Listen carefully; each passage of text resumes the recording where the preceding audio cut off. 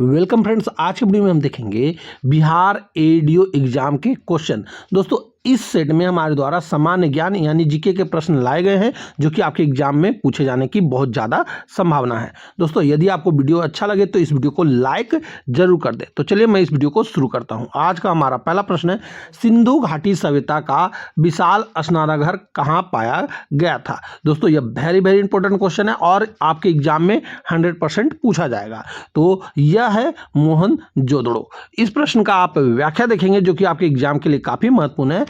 यह प्राचीन विश्व के सबसे महत्वपूर्ण सार्वजनिक जल संरचनाओं में से एक माना जाता है।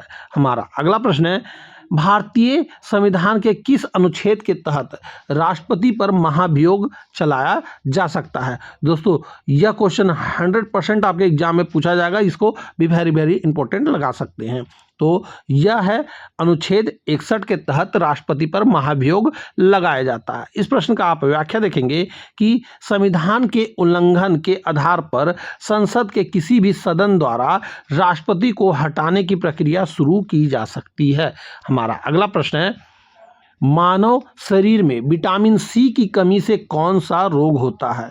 तो विटामिन सी की कमी से स्कर्वी रोग होता है। इस प्रश्न का आप व्याख्या देखेंगे कि विटामिन सी एस्कॉर्बिक एसिड मसूड़ों के स्वास्थ्य और घाव भरने के लिए आवश्यक है।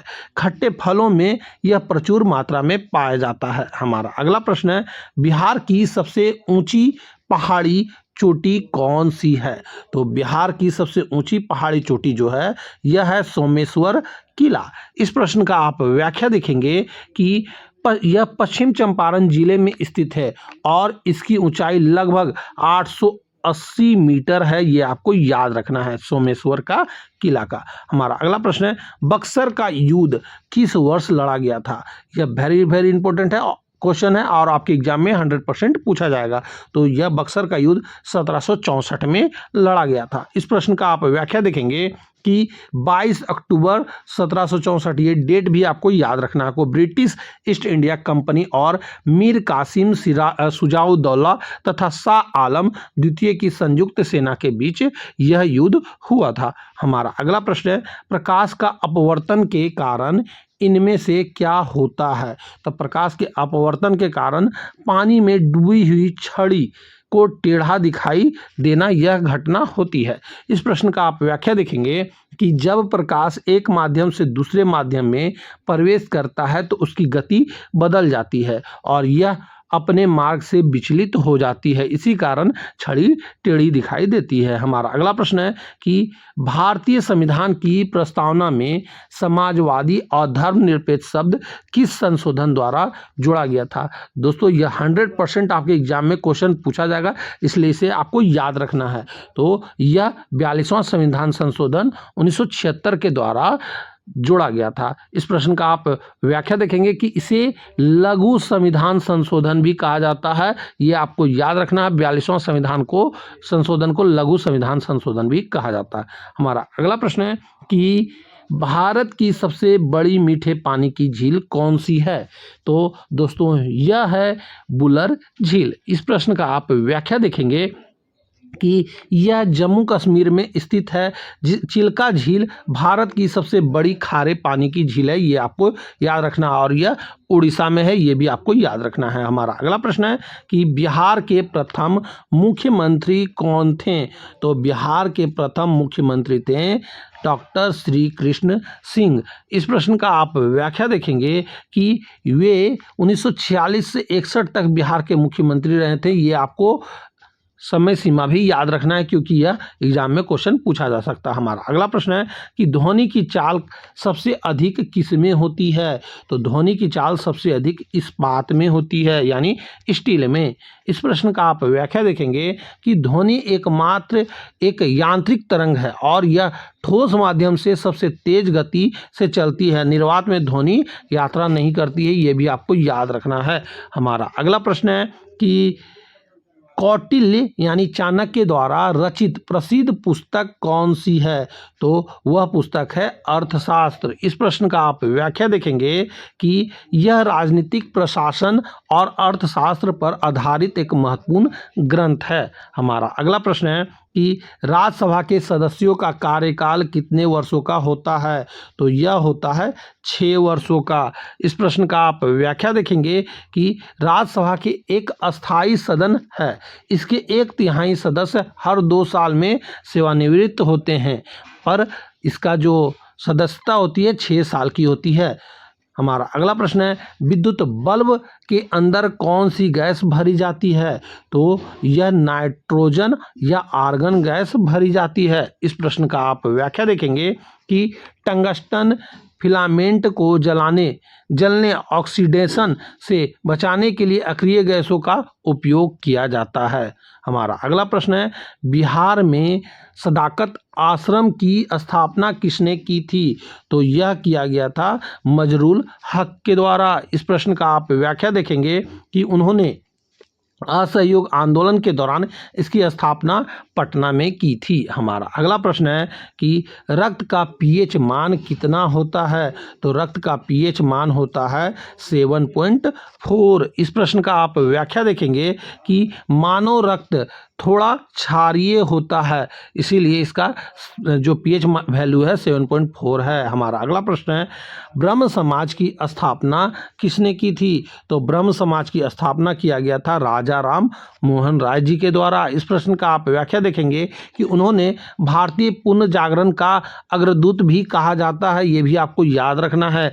राजा राम मोहन राय को ही भारतीय पुनर्जागरण का अग्रदूत कहा जाता है। हमारा अगला प्रश्न है, सौर मंडल का सबसे बड़ा ग्रह कौन सा है, तो यह ग्रह का नाम है बृहस्पति यानी जुपिटर। इस प्रश्न का आप व्याख्या देखेंगे कि यह सौर मंडल का सबसे विशाल ग्रह है और इसके पास सबसे अधिक ज्ञात उपग्रहों में से एक है। हमारा अगला प्रश्न है कि भारतीय संविधान के किस भाग में मौलिक अधिकारों का वर्णन है, तो यह है भाग 3। इस प्रश्न का आप व्याख्या देखेंगे कि अनुच्छेद 12 से 35 तक मौलिक अधिकारों का उल्लेख होता है दोस्तों। और इससे पहले जो हमारे द्वारा यहाँ पे आपको व्याख्या बताया गया था कि बृहस्पति ग्रह का सबसे ज़्यादा उपग्रह है, नहीं, ये आज के डेट में शनि ग्रह के पास सबसे ज़्यादा उपग्रह हो गया है, ये आपको याद रखना है। और कितने हो गए हैं शनि ग्रह के पास उपग्रह, ये आप हमें कमेंट करके बताएंगे।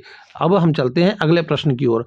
हमारा अगला प्रश्न है, बिहार में सोन नदी गंगा में किस स्थान पर मिलती है, तो यह मिलती है मन्नेर के पास। इस प्रश्न का आप व्याख्या देखेंगे कि सोन नदी मध्य प्रदेश के अमरकंटक से निकलती है और उत्तर दिशा की ओर बहते हुए पटना के पास मन्नेर में गंगा से मिलती है। हमारा अगला प्रश्न है कि लेंस की क्षमता का मात्रक क्या है, तो लेंस की क्षमता का मात्रक डायोप्टर होता है। इस प्रश्न का आप व्याख्या देखेंगे कि इसे D से दर्शाते हैं, P बराबर 1/f होता है, जहां f फोकस दूरी होता है, ये आपको याद रखना है। काफ़ी बार एग्जाम में लेंस सूत्र पूछता है। हमारा अगला प्रश्न है कि साइमन कमीशन का बहिष्कार क्यों किया गया था, तो यह किया गया था, इसमें कोई भी भारतीय सदस्य नहीं था, इसके लिए इसका विरोध किया गया था।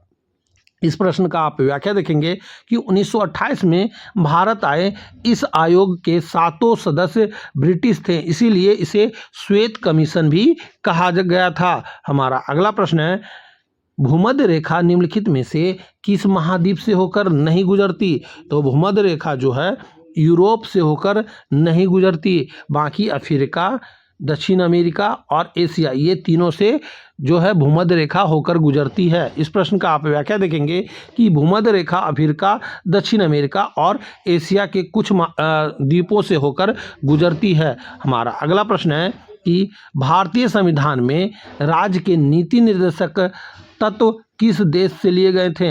यह दोस्तों वेरी इंपॉर्टेंट क्वेश्चन है और यह 100% आपके एग्जाम में पूछा जाएगा।